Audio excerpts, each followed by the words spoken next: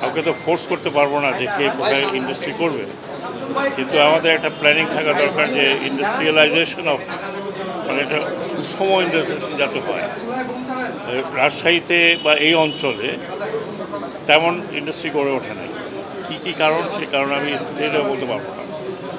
এমন হতে পারে যে কমিউনিকেশন আগে যেরকম ছিল বা যোগাযোগ ব্যবস্থা আগে হয়তো ঢাকার থেকে সুবিধা ছিল, এখন যোগাযোগ ব্যবস্থা সব জায়গায় ভালো।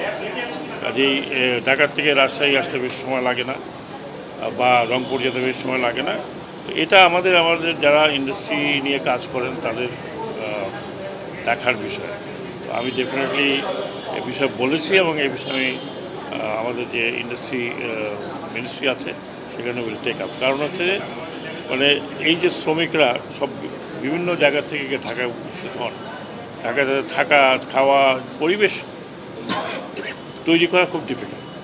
অথচ এইসব জায়গাতে ভালো পরিবেশ আছে, সেখানে শ্রমিকদের কল্যাণটা বেটার হতে পারে ঢাকার থেকে, ওইটাই আমি বলেছি।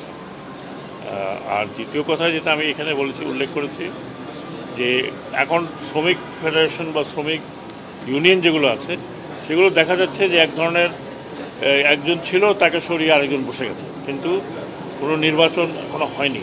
আমার নৌ মন্ত্রণালয়ে একটা আছে যে 27 বছর থেকে একই ব্যক্তি, মোটামুটি এটা একদম পার্মানেন্ট যেন হয়ে গেছে, তাকে বেঁধে দেওয়ার কখনো হয় না। এটা তো হয় না, কারণ নির্বাচন হলেই তখন বোঝা যাবে যে তাকে বসাবে, কে বসাবে না।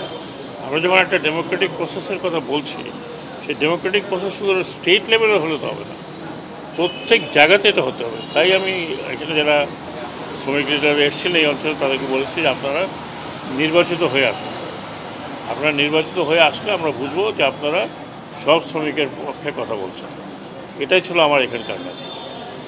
আর স্যার হচ্ছে কতজন মালিকের যারা তাদের বেতন বকেয়া ছিল, সব মালিকদের কতজন এরকম তাদের সম্পদ বাজেয়াপ্ত করে বেতন পরিশোধ? এটা আমি হিসাবটা এখানে বলতে পারবো না, এটা আমি তো ওই হিসাবটা নিয়ে আসি।